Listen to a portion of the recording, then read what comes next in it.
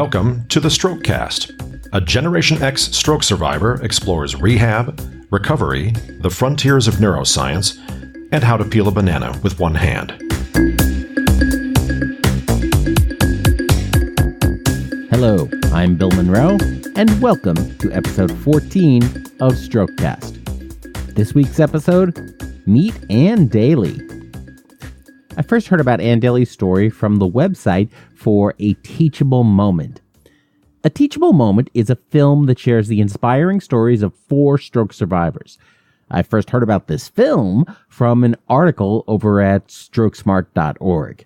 And don't worry, I'll be listing all of these websites over in the show notes for this episode of Strokecast at strokecast.com.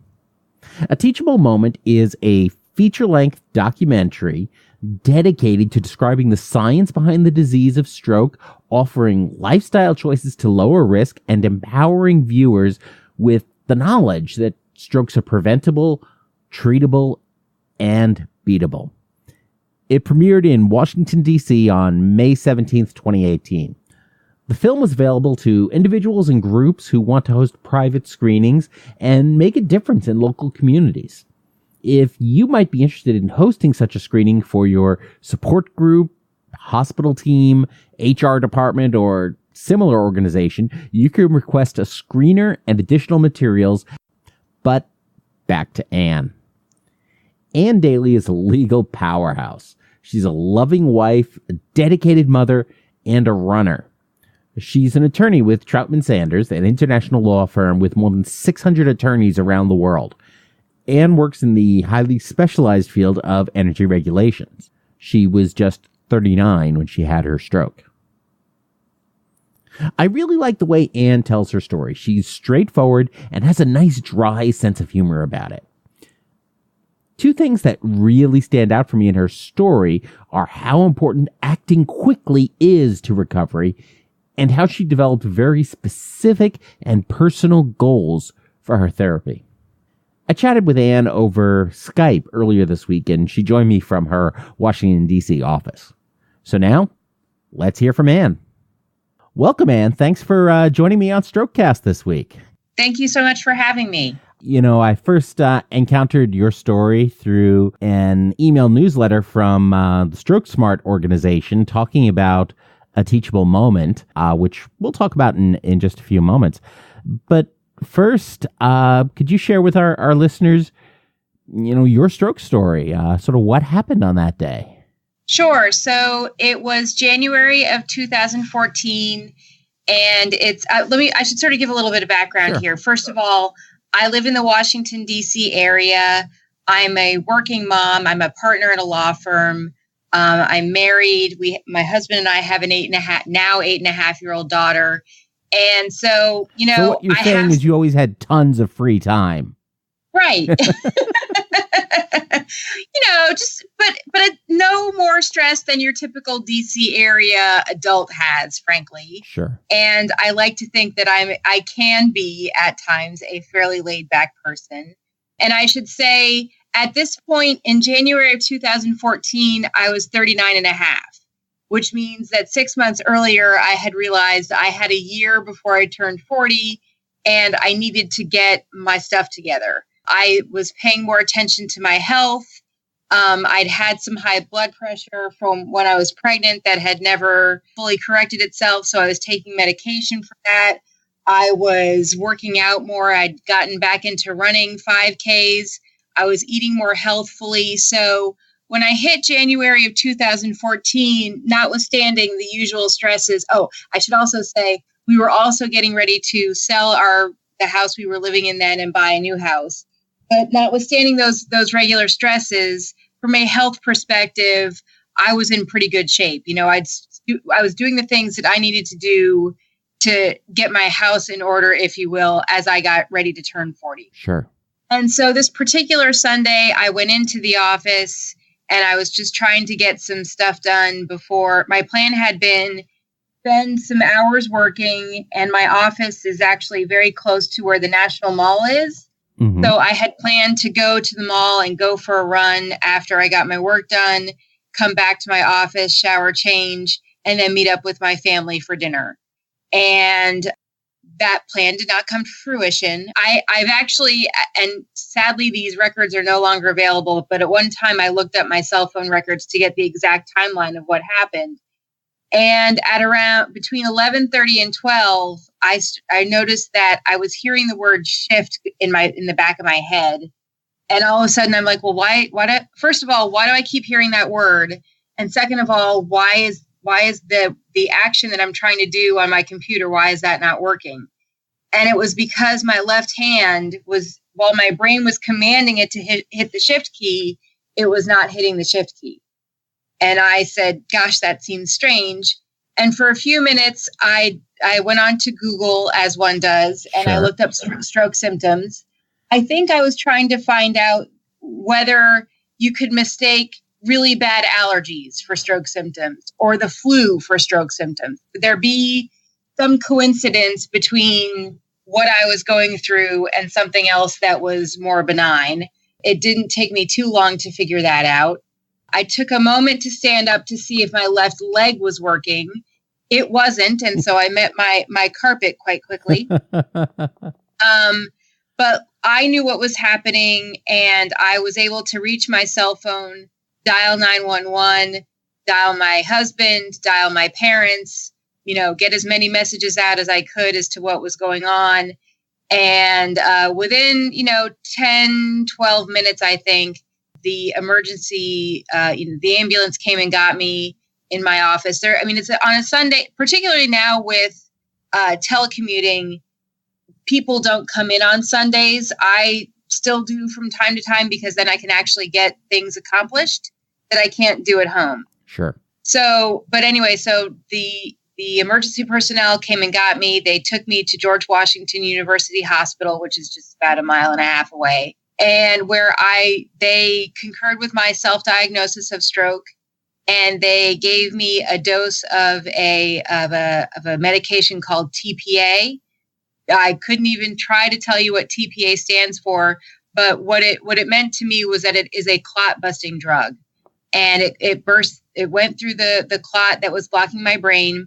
And slowly over the next 24 hours, my left side started coming back.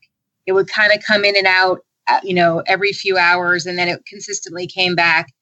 So Sunday, Monday, Tuesday, they let me know that the next day I was going to be transferred to their rehabilitation unit, and I started my rehab. My therapists asked me what my rehabilitation goals were, and I said I had two goals. The first one was to be able to run a 5K by my 40th birthday, which was going to be in 6 months. The second one was to make the shift key my bitch, because that had been my stroke symptom, my first stroke symptom. And so I was in rehab for about 5 days. And by the time I left, I walked out on my own 2 feet, and I did not have any outpatient rehabilitation.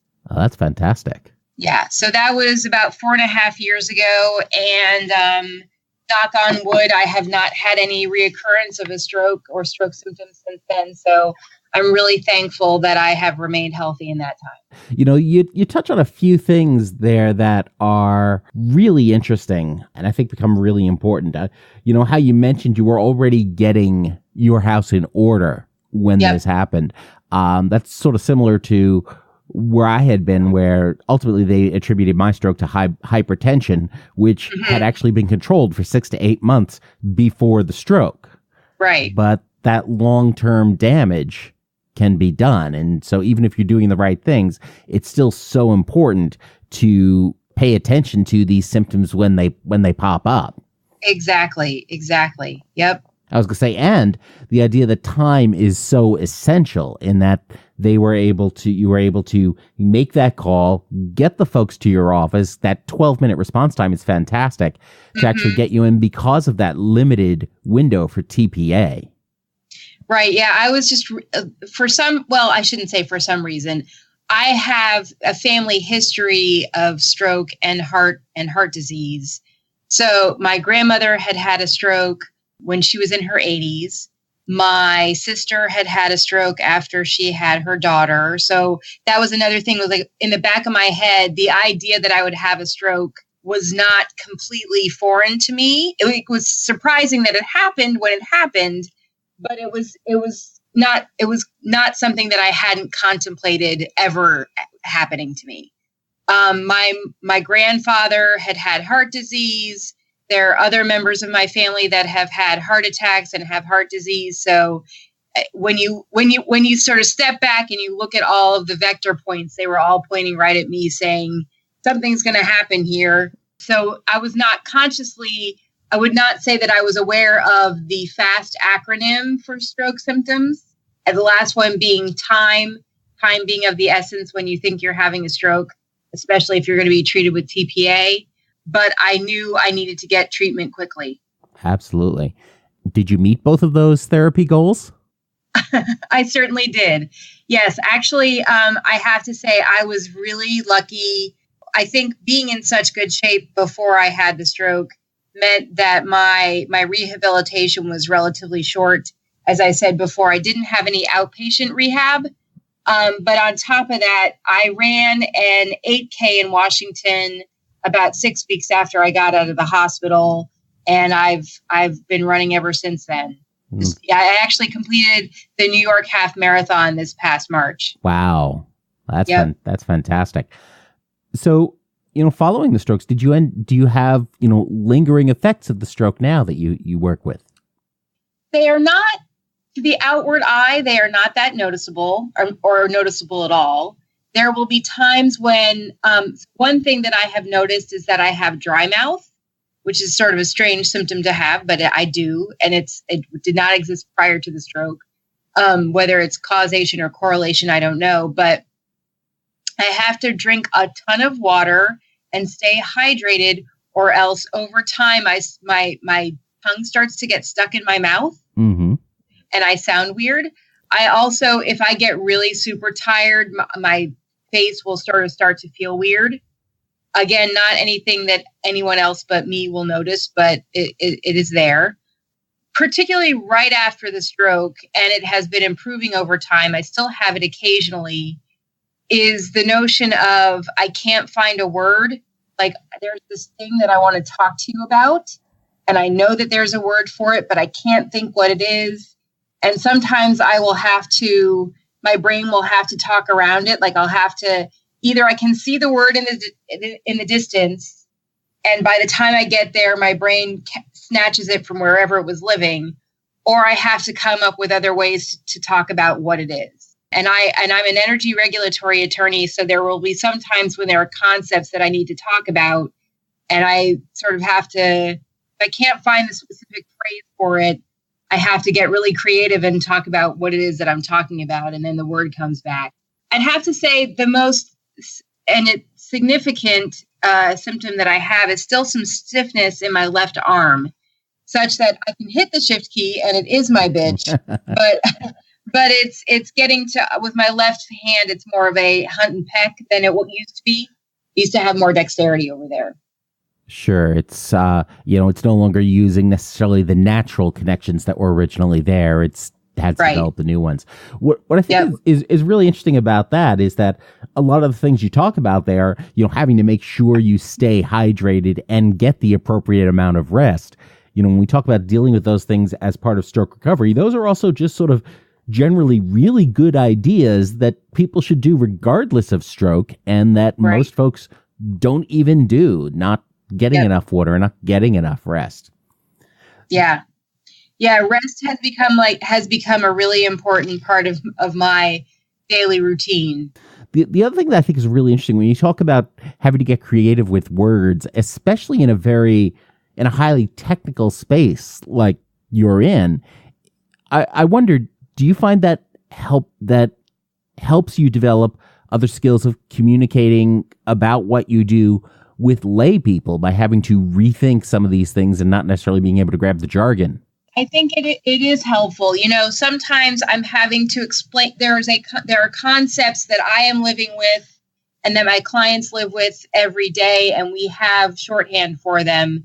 But when you go try to talk to somebody else about them, they may not understand. And so, I've definitely had instances of it's because I've had to talk around it. I'm able to come up with analogies that are clear to people who don't necessarily aren't immersed in the language of that specific issue the way that I am. So yeah, I know obviously nobody ever wants this stuff to happen, but any chance we have to draw positive value out of these experiences is always good.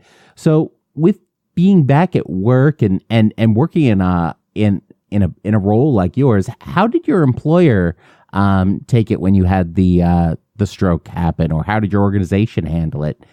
And how long did it take you to get back to work? I could not have found a more supportive environment, and I have not found a more supportive environment since. I can't think of any law firm that would. Anyone would certainly say, "Gosh, take the time you need, whatever you need, don't worry about it." But these guys really, really walk that walk, and talk that talk. They have been hugely supportive of Lawyers Have Heart, which is a 5K, 10K race that we do here in Washington to raise money for the Heart Association and the Stroke Association. And because of my stroke, I got involved with Lawyers Have Heart, and they've been really supportive of that activity. This year, our team will be 24 people strong, which we had about 10 the first year. So that's just incredible to me. Is that just a DC organization, or is that nationwide? It is an event that is run by the DC chapter of the American Heart Association. I think there's also a Lawyers Have Heart race in Boston, but because Boston the streets there are very different from the streets that they have here, they are limited, I believe, in the number of participants that they can have. And I think here in DC, we've had in excess of 5,000 runners. Wow. Yeah. So the race has been going on for about 28 years. This is the 28th, so I guess 27 years, because this is the 28th running of the race. And it's a fun way to get out there. It does start early, but here in DC in June, it can be really hot by 10 o'clock in the morning. So the earlier you can start your race, the better. And it's at the Washington Harbor in Washington, D.C., which is sort of in the Georgetown area. And you've got this great view of the Potomac. You've got, running out and back. It's a 10K race, a 5K run, and then you can also do a 5K walk if you want. This year, they've got some really great Lawyers Have Heart gear. They've got sweatshirts, T-shirts, tank tops, all half zips, really great, and a great logo too that is based on the DC flag. So it's a really great opportunity to not only participate in the race but look stylish while you do it as well. Yeah, you can't beat quality merch. Exactly. Everybody from my team came and saw me in the hospital. They brought food. They said, "What do you guys need?" They took work off my plate and said, "Don't worry about it. We'll take care of it. Whatever needs to be done." The stuff that I had come in to do on a Sunday, they were like, "It's done. Don't worry about it. It's taken care of. It's all set." Something that really super duper impressed me, though, the managing partner of our entire firm, who is in charge of about 600 attorneys and I don't know how many support staff, called me while I was in the hospital to say, "It's fine. Don't worry about it. Just get healthy. Just get better." That's awesome. And that spoke volumes to me. We're an international law firm, and he took time out of his day to call up and make sure that I was okay. And that really, to me, speaks a lot to Troutman Sanders and the environment that they have put together, that you're spending a good amount of your time here. They are your family. And when we talk a little bit about the documentary, I'll just note there, by coincidence, one of the other documentary subjects, Mark French, he is the head of leading associates, and his right-hand man is the brother to one of my partners. So without me even knowing about it, the law firm is sponsoring the opening night, the premiere night of the documentary. So I think that is just another thing that speaks volumes to me. I don't know that any other law firm would do that. That's fantastic. And going so far beyond what might be legally required to actually being supportive of their team. That tremendously. That really says a lot. Tremendously. I think probably, within 4 or 5 days of coming home from the hospital, I was getting online and listening in on conference calls occasionally and, answering emails and not doing anything necessarily, but sort of shuffling stuff off to other people. And then somewhere in there, I think after we moved or we closed on our house on January 31st. So I think I was back at work somewhere that week after, the first week of February. I was back at the office somewhat. We were still packing up our old house and getting ready to move, though. So certainly not back at full steam. It was probably a good month before I was back at medium capacity. Sure. That's a fantastic quick return too. Yes. Yeah. What a lot of folks work with. So that's awesome. So with the documentary, A Teachable Moment, how did you get involved with that project, and what was that experience like? I have been volunteering for the Heart Association for about 3 years now, and I have a really great relationship with some of the folks who do the PR and marketing for the DC chapter of the Heart Association and the Stroke Association. And they will occasionally contact me for various opportunities, speaking opportunities. I've given talks at various events of, people who are raising money for the Heart Association and the Stroke Association. I've done a couple of TV appearances. I did a public service announcement for the local NBC affiliate. So when the opportunity came up, they thought of me and said, we would love to have your story be featured here. And I said, that sounds great. And they put me in touch with the folks from LAI Video. And it was a really great experience getting to know those guys. They were really invested in our stories in a way that I was not expecting.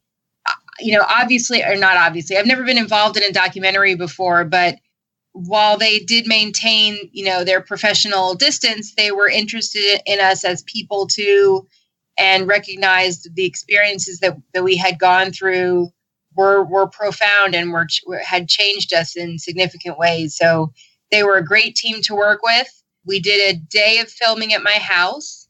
Then they filmed me at the gym, which that's going to be fun to see. See me huffing and puffing at Orange Theory as I turn beet red. They interviewed my husband. I don't know what that will be like. They filmed us around the house. My daughter came home it was during the summer, so my daughter came home from camp and we, played some board games and wandered around the house with our dogs. And then the final piece was back last November, where all 4 of the subjects of the documentary got together and we had dinner at a restaurant in Virginia, sort of an organic, healthy food restaurant, but more upscale. So it was really a nice time. Sadly, one of the other subjects has passed away since then. And I think, he was definitely a force behind this film, and he will be sadly missed. Yes, very much so. So after this experience and as you go through your recovery, what is it you wish more stroke survivors knew as they encounter this new world? That's an excellent question. I think the main thing is there was a night when I was in the hospital when it was a Friday night. My husband had gone home. He was at home with some of our friends. They were getting ready to pack up and do stuff at our house, and my daughter was with them. And because it was a Friday, the ward got really quiet. And there's only so much HGTV that I can watch. And I just got, kind of fed up with stuff. And I really realized, crap, this could happen again. Like, this was not fun. This really sucked. I'm really scared. This could happen again. And I got really super duper scared. And I'm thankful my parents live in the area. So I called them up and they came to the hospital and they hung out with me a little bit. And my mom said to me, she said, you know what? You're right. It could happen again. And you need to do everything you can to not have it happen again. But then you can't think about it anymore. You have to keep yourself healthy, and you need to do what you need to do to stay fit and to stay around for everybody, but you can't let your fear of this happening rule you. And after I had that discussion with her, as much as I've been able to, I was, kind of put the mortality aspect of it out of my head. I have, however, gotten additional therapy to deal with anxiety and other issues. And I'd say that's the other thing to take away, that I really enjoyed when I got out of the hospital, and you could listen to this interview and you could take from it, she was really unaffected by the stroke, other than now she's on some extra medication. But that's not the case at all. I went through about 1.5 years of really debilitating anxiety. Some of it was stuff that was there before the stroke, but certainly the stroke brought it right up in front of my eyes. And I had a great therapist. We worked together. We worked on my issues. But I'd say the other part is have a therapist to talk to, because you don't know what going through something like this could bring up for you.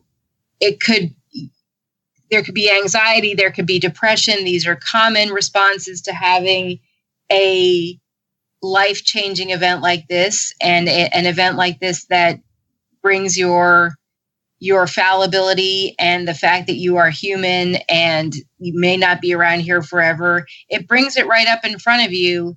And that is a scary, scary reality. And if you don't have somebody that you trust that you can talk to about that, it's going to be really, really hard for you going forward. So I'd say number one is just recognizing that fear is there and the anxiety is there, and that's okay. And then number two, having somebody to talk to about that. Really, really important things. Yeah, that is fantastic advice, and something that, often doesn't get talked about nearly as much as it should, because this stuff affects so much more than our arms or our legs or our speech. It's about turning our whole lives upside down and perspective on life upside down. And it turns the lives of our family members who've come to rely on us to be part of their lives, turns their lives upside down as well. Yes. When folks start going back to work, or trying to go back to work, do you have any advice or suggestions for folks who are trying to re-enter the professional life after coming through their initial stroke recovery? If you can, take it easy. Don't rush back into it. If your employer is willing to give you time and you can take that time, do it. It really made a difference. Especially even though I was mostly recovered after I got out of the hospital, I still had some times back then, less so now, obviously, or maybe not obviously, but less so now, when I would get tired and my left side would start to get really super weak. Like, not just my face feeling funny, but my arm and my leg would be like, why are you doing this? And it was really helpful to me to be, to the extent that I was working at home. And so I could just sort of take a nap and tune out for a little while. And then when I was done getting that necessary rest, I was able to function again fully. But I'd say, don't, especially if you have had, depending on how difficult your rehabilitation was, you may be tempted to rush back into the office. Don't do that. Take the time to really get your feet back under you, no pun intended, and take the time you need to recover fully. Is there anything else you'd like to share with the folks who are listening? I've given my stroke speech a bunch of times, and for a while there, I was struggling with, what are the lessons to be learned from my experience? And I think the lessons to be learned from what I went through are, number one, be as healthy as you can be at all times, because That will just make the recovery that much easier. Number 2, to make sure that you get, if you think you're having a stroke, do not be shy about it. Make yourself heard, get the treatment that you need, get it done quickly, because that will make all the difference as well. And then the last one is, have great friends and family around you. They made a tremendous difference in my recovery. My husband was a great support system. My friends who, as I say, they helped pack up our house for us. And then they packed up all my shoes so I couldn't go back to work.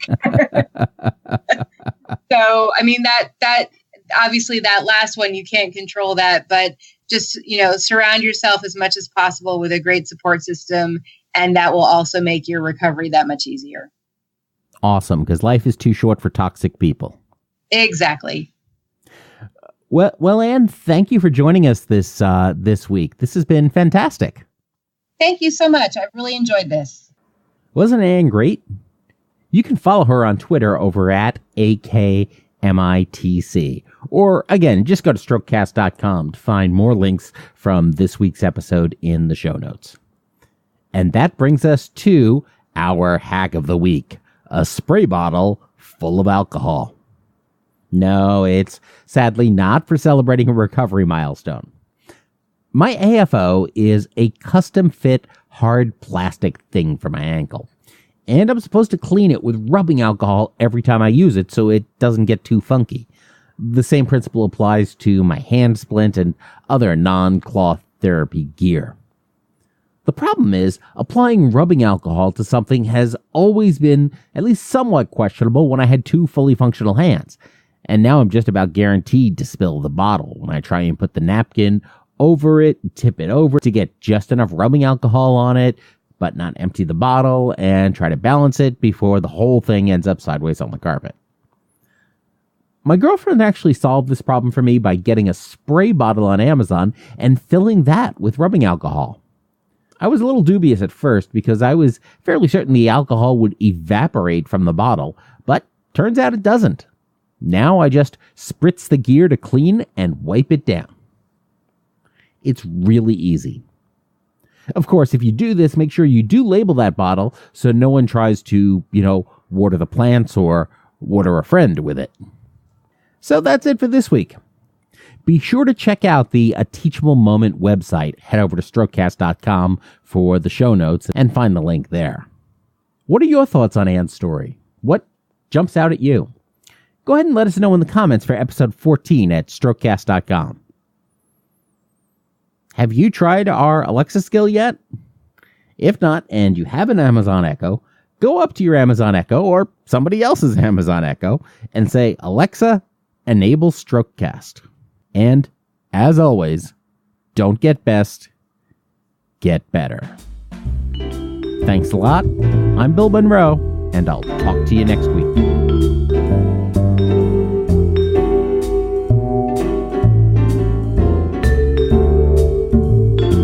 The Strokecast, Bill Monroe, and Bill's guests provide general information and entertainment, not medical advice. Please do not make any changes to your treatment plan or the execution of your treatment plan without first consulting your personal doctor or medical team. The Strokecast is a proud production of the Currently Speaking Podcast Network.